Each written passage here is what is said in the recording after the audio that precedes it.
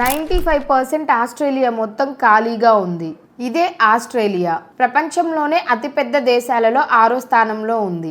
ఈ దేశం ఎంత పెద్దదంటే ఇండియా అంత దేశాలు 2 సరిపోతాయి. కానీ ఇప్పటికీ కూడా 95% ఆస్ట్రేలియా మొత్తం కూడా ఖాళీగా ఉంది. మీరు ఒకసారి ఈ మ్యాప్ ని చూడండి. మీకు ఎక్కడెక్కడైతే ఈ yellow డాట్స్ కనిపిస్తున్నాయో అక్కడ మాత్రమే ఆస్ట్రేలియా ప్రజలు నివసిస్తున్నారు. అంటే 90% ఆస్ట్రేలియా పీపుల్ కేవలం 0.22% నేల మీదే ఉంటున్నారు. అంటే 1% కంటే తక్కువ భూమి మాత్రమే. ముఖ్యంగా ఈ 5 నగరాల్లో మాత్రమే: Sydney, Brisbane, Perth, Adelaide and Melbourne. నిజానికి ఒకవేళ మనం గాని తూర్పు, పడమర, ఉత్తరం మరియు దక్షిణం ఇలా 4 దిక్కుల నుండి ఆస్ట్రేలియాకి ఉన్న బోర్డర్స్ నుండి ఎంత లోపలికి వెళ్ళడానికి ప్రయత్నిస్తే మనం ప్రాణాలతో బ్రతికి బయటపడే అవకాశాలు అంత తగ్గిపోతాయి. అసలు అలా ఎందుకు అవుతుందంటే దాని వెనకాల చాలా ఇంట్రెస్టింగ్ అయిన ఒక విషయం దాగుంది. అది మనం ముందుకు వెళ్లే కొద్దీ తెలుసుకుందాం. కానీ నా ఒపీనియన్ లో మాత్రం అది ఆస్ట్రేలియాని మిస్టీరియస్ కంట్రీగా చేసేసింది. 95% ఆస్ట్రేలియా మొత్తం ఖాళీగా ఉంది,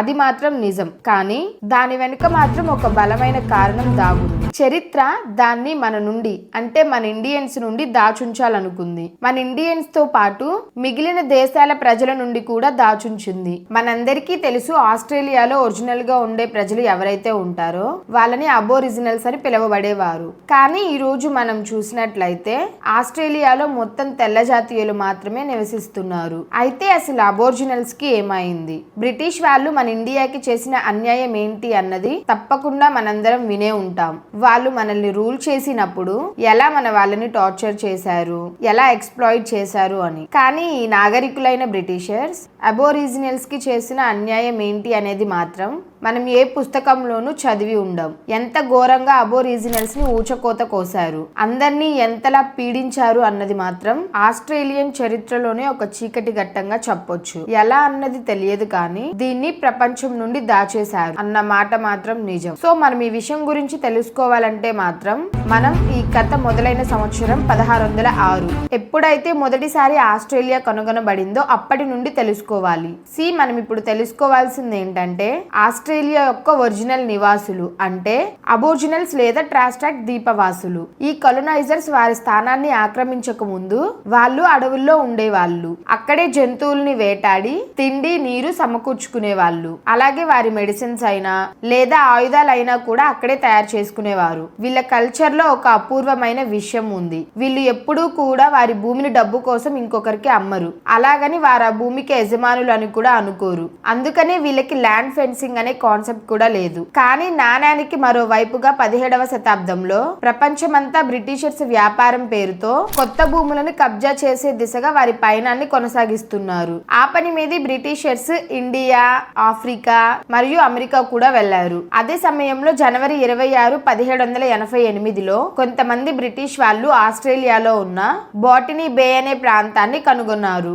అదే ఇప్పుడు సిడ్నీగా పిలువబడే నగరం. వాళ్ళు ఆ సమయంలో ఆస్ట్రేలియాలో ఉండే కల్చర్ గురించి తెలుసుకున్నారు. అక్కడ ఎవరు వారి భూమిని వాళ్ళ పేరు మీద రిజిస్టర్ చేసుకోలేదని తెలుసుకున్న బ్రిటిష్ వాళ్ళు అదే మంచి అవకాశంగా భావించారు. నిజం చెప్పాలంటే వాళ్ళు కనుగొన్న ఆ భూమికి మరొక కొత్త పేరు కూడా పెట్టారు. అదే టెర్రా నులియూస్. దానికి అర్థం ఏంటంటే ఈ భూమికి ఏ రాజు లేడు అని. మొదట్లో ఆస్ట్రేలియాలో ఉన్న ప్రజలు బ్రిటిష్ వాళ్ళని స్నేహపూర్వకంగా స్వాగతం పలికారు. కానీ వాళ్ళు ఒంటరిగా రాలేదు. వారితో పాటు వారి దేశంలో ఉన్న క్రిమినల్స్ అంటే దొంగల్ని, బందిపోటుల్ని, హంతకుల్ని, రేపిస్టుల్ని కూడా తీసుకొని వచ్చారు. వారి ప్రధాన లక్ష్యం ఏంటంటే ఆస్ట్రేలియాని బ్రిటిష్ దేశపు పీనల్ కాలనీగా మార్చాలి అని. పీనల్ కాలనీ అంటే ప్రభుత్వం నేరస్తుల్ని ఉంచే చోటు. ఉదాహరణకి మన ఇండియాలో బ్రిటిష్ వారు కాలాపాని చేసినట్లుగా 1788 నుంచి 1868 దాకా అంటే సుమారు 100 సంవత్సరాల సమయంలో బ్రిటిష్ వాళ్ళు 162,000 మంది నేరస్తుల్ని తీసుకొని వచ్చి అక్కడ వదిలేశారు. జాలిపడాల్సిన విషయం ఏంటంటే ఆస్ట్రేలియాలో ఉన్న ప్రజలకు ఈ విషయం తెలియదు. ముఖ్యంగా మొదట బ్రిటిష్ వాళ్ళు వచ్చినప్పుడు చాలా మంచిగా ప్రవర్తించడం వల్ల అక్కడ ప్రజలకు ఎలాంటి అనుమానం రాలేదు. మొదట్లో బ్రిటిష్ వాళ్ళు అక్కడున్న ప్రజల పర్మిషన్ తీసుకుని కొంత భూమిని ఈస్ట్ ఇండియా కంపెనీ పేరుతో సొంతం చేసుకున్నారు. బ్రిటిషర్స్ ప్లాన్ ఏంటంటే వాళ్ళు ఒక బేస్ తయారు చేసుకోవాలనుకున్నారు. ఎలాగైతే ఇండియాలో వ్యాపారం పేరుతో చేశారో సరిగ్గా అలాగే ఈ బ్రిటిషర్స్ ఆస్ట్రేలియా రావటం వల్ల ముఖ్యంగా 2 విషయాలు జరిగాయి. మొదటిగా వారు వస్తూ ప్రాణాలను హరించే వ్యాధుల్ని తీసుకుని వచ్చారు. ఆ వ్యాధులకు ఆ రోజుల్లో ఆస్ట్రేలియాలో ఉన్న ప్రజల శరీరాలు ఇమ్యూన్ కాదు. ఉదాహరణకి ప్లాష్ బ్రౌన్ స్కాటిస్, chicken pox, scarlet fever and malaria. ఈ వ్యాధులన్నీ ముందెప్పుడు ఆస్ట్రేలియాలో లేవు. అందుకనే వాటిని తట్టుకునే ఇమ్యూనిటీ పవర్ అక్కడ ప్రజలకు లేదు. అందుకే ఆ వ్యాధులు వేగంగా వ్యాపించాయి. సిడ్నీలో ఒక్క సంవత్సరంలోనే 50% ప్రజలందరికీ స్మాల్ పోక్స్ వ్యాధి సోకి చనిపోయారు. అదే పరిస్థితి పోర్ట్ ఫిలిప్ ఏరియాలో కూడా. అక్కడ కూడా 50% పాపులేషన్ రాత్రికి రాత్రే చనిపోయారు ఆ వ్యాధుల వల్ల. ఆ తర్వాత కూడా వ్యాధులు చాలా ప్రాణాలను తీశాయి. కానీ అన్నిటికంటే భయంకరమైన విషయం ఏంటంటే ఎవరి వల్ల అయితే ఆ వ్యాధులు సోకడం మొదలు పెట్టాయో ఆ బ్రిటిషర్స్ దగ్గర ఆ వ్యాధులకు వ్యాక్సిన్స్ మరియు మెడిసిన్స్ ఉండి కూడా వాటిని ప్రజలకు అందివ్వలేదు. ప్రజలందరినీ చావుకి అలా వదిలేశారు. నిజానికి మీకు ఒకవేళ గుర్తుండుంటే ఇలానే మన ఇండియాలో కూడా జరిగింది. 1900 సంవత్సరంలో కలరా, స్మాల్ పోక్స్ అండ్ మలేరియా లాంటి వ్యాధులు వచ్చినప్పుడు మన దేశంలో కూడా 3 లక్షల కంటే ఎక్కువ మంది ప్రజలు చనిపోయారు. బ్రిటిషర్స్ దగ్గర ఈ వ్యాధులకి సంబంధించిన వ్యాక్సిన్ ఉన్నా కూడా ఇండియన్స్ కి ఒక్కరికి కూడా ఆ వ్యాక్సిన్ ఇవ్వలేదు. జస్ట్ అలా ప్రజలందరినీ చావుకి వదిలేశారు. అదే అన్యాయం ఆస్ట్రేలియాలోని ప్రజలందరికీ కూడా జరిగింది. రెండో విషయం ఏంటంటే నేను చెప్పినట్లుగా మొదట్లో బ్రిటిష్ వాళ్ళు కొంత భూమిని మాత్రమే తీసుకున్నారు. కానీ మెల్లమెల్లగా ఆస్ట్రేలియాలో ఉన్న భూమి మొత్తాన్ని ఆక్రమించుకోవడానికి వాళ్ళు ఫెన్సింగ్ చేయడం మొదలు పెట్టారు. అలా మెల్లమెల్లగా ఫెన్సింగ్ పెరుగుతూ పోయి అక్కడున్న అమాయకపు ప్రజలను బానిసలుగా మార్చారు. ఏ ఏరియాస్ లో అయితే బ్రిటిష్ వాళ్ళు ఫెన్సింగ్ వేశారో ఆ ప్రాంతాల్లో అక్కడ ప్రజలు వేటాడకూడదు, నీరు త్రాగకూడదు, అక్కడ ఆహారాన్ని కూడా తినకూడదు అని ఆంక్షలు విధించారు. కొన్ని రోజుల్లోనే అక్కడ ప్రజలందరి మీద అధికారాన్ని చలాయించడం ప్రారంభించారు. వాళ్ళ భూముల్లో వాళ్ళతోటే బలవంతంగా వ్యవసాయం చేపించటం మొదలు పెట్టారు. బానిసలుగా చేసేశారు. మెల్లగా వారి భార్యలను, వారి పిల్లలను రేపులు చేయటం మొదలు పెట్టారు. వారు ప్రెగ్నెంట్ అయ్యే అంతవరకు పని చేపించి ఆ తర్వాత బలవంతంగా సముద్రంలోకి తీసుకుని వెళ్లి వాళ్ళ కళ్ళు పీకేసేవారు. వాళ్ళకి ఆ ప్రెగ్నెంట్ ఉమెన్ అన్న జాలి లేదు, వారి కడుపులో ఉన్న బిడ్డలన్నా కూడా లేదు. మెల్లమెల్లగా ఈ అత్యాచారాలు ఎంతలా పెరిగిపోయాయంటే 1795లో ఆస్ట్రేలియా ప్రజలు తిరుగుబాటు మొదలు పెట్టారు. వారి మధ్యలో ఒక యుద్ధం మొదలైంది. ఆ యుద్ధం 100 సంవత్సరాల పాటు అలానే కొనసాగింది. ఈ యుద్ధం మధ్యలో కొన్ని చిన్న చిన్న యుద్ధాలు కూడా తలపడ్డారు. ఈ 100 సంవత్సరాల యుద్ధంలో ఎంత నాశనం జరిగిందంటే 90% ఆస్ట్రేలియన్ ప్రజలు మొత్తం చనిపోయారు. అవును, మీరు వింటున్నది నిజమే. 3 నుంచి 8 లక్షల మంది జనాభా ఉన్న ఈ దేశం 1900వ సంవత్సరం వచ్చేసరికి 30,000 నుండి 75,000 మంది జనాభాకు పడిపోయింది. లక్షల మంది జనాభా ఉన్న నేటివ్ ఆస్ట్రేలియన్ ప్రజలు చనిపోసాగారు. ఈ పాపులేషన్ డ్రాప్ అంతా ఓన్లీ ఆస్ట్రేలియాలో ఉన్న అమాయకపు ప్రజలది మాత్రమే. ఆస్ట్రేలియా కనుగొనబడినప్పటి నుంచి 3 శతాబ్దాలుగా ట్రేడ్ చేయడానికి ఏ దేశాల వాళ్ళు వచ్చినా కూడా, అది జర్మనీ అయినా, చైనీస్ అయినా లేదా జపనీస్ అయినా కూడా వాళ్ళు రావటం వల్ల అక్కడి పాపులేషన్ 50 లక్షలకు పెరిగింది. ఆ 3 శతాబ్దాల్లో కానీ 90% ఆస్ట్రేలియాలోని ఆస్ట్రేలియా అమాయకపు ప్రజలు చనిపోయారు. కానీ ఆ బ్రిటిష్ వాళ్ళు అక్కడితో ఆగలేదు. మిగిలిన వాళ్ళని కూడా చంపడానికి పథకాలు రచించారు. అదేంటంటే వరల్డ్ వార్ లో వాళ్ళని వారి కుటుంబాలతో యుద్ధాలకి పంపారు. 1914వ సంవత్సరం వరల్డ్ వార్ 1లో ప్రతి 5గురిలో ఒక మనిషిని యుద్ధానికి యూరోప్ కి పంపించేవాళ్ళు. ఆస్ట్రేలియాలోని ఒక ఫేమస్ వెబ్సైట్ ప్రకారం ఆ యుద్ధం కోసం బ్రిటిష్ వాళ్ళు 18 నుండి 44 సంవత్సరాలు ఉన్న వారిని 4,16,609 మందిని యూరోప్ కి పంపారు. వారిలో 40% ప్రజలు తిరిగి రాలేదు. ఆస్ట్రేలియాలోని మేల్ పాపులేషన్ అప్పటికే చాలా తగ్గిపోయింది. తర్వాత 1942లో ఆస్ట్రేలియా ప్రజలని వరల్డ్ వార్ 2లో కూడా ఇన్వాల్వ్ చేశారు.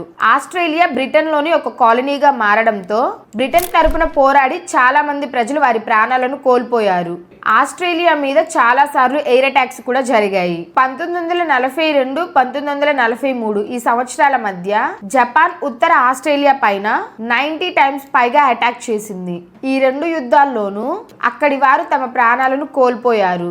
అందువలనే ఆస్ట్రేలియన్ పాపులేషన్ చాలా తగ్గిపోయింది, ముఖ్యంగా మగవారిది. నేను మొదట్లో చెప్పినట్లే బ్రిటిష్ వారు ఆ ప్రాంతానికి వచ్చింది భూమిని కబ్జా చేయడానికి మరియు ఆ ప్రాంతాన్ని కూడా బ్రిటన్ గా మార్చడానికి. కాబట్టి వాళ్ళు 1901 అనే ఇమిగ్రేషన్ రిస్ట్రిక్షన్ యాక్ట్ ని ప్రవేశపెట్టారు. ఈ యాక్ట్ ని వైట్ ఆస్ట్రేలియన్ పాలసీ అని కూడా అంటారు. ఈ యాక్ట్ యొక్క ముఖ్య ఉద్దేశం ఏంటంటే ఆస్ట్రేలియాలో ఎవరైతే వైట్ కాని వాళ్ళు ఉన్నారో, అంటే ఏషియన్ ఇమిగ్రెంట్స్ కానీ నేటివ్ ఆస్ట్రేలియన్స్ కానీ ఉంటే వారి మీద ట్యాక్సులు విధించారు. ఓన్లీ బ్రిటిష్ వాళ్ళు మాత్రమే అక్కడ ప్రజల్ని రూల్ చేశారు. దాని తర్వాత వైట్స్ మినహా మిగిలిన వారు ఎవరైనా కూడా వారికి గ్రోత్ రేట్ మీద కండిషన్స్ పెట్టారు. ఇది కూడా ఒక కారణమే అక్కడ ఎక్కువగా వైట్స్ ఉండడానికి. మనం ఇప్పటి వరకు ఏదైతే తెలుసుకున్నామో దాన్ని షార్ట్ గా చెప్పాలంటే, మొదటిది వ్యాధులు తెచ్చారు, దానివల్ల ప్రజలు చనిపోయారు. రెండవది 100 సంవత్సరాల అంతర్గత యుద్ధంలో ఆస్ట్రేలియాలోని 90% ప్రజలు చనిపోయారు. ఆ తర్వాత world war 1 and world war 2లో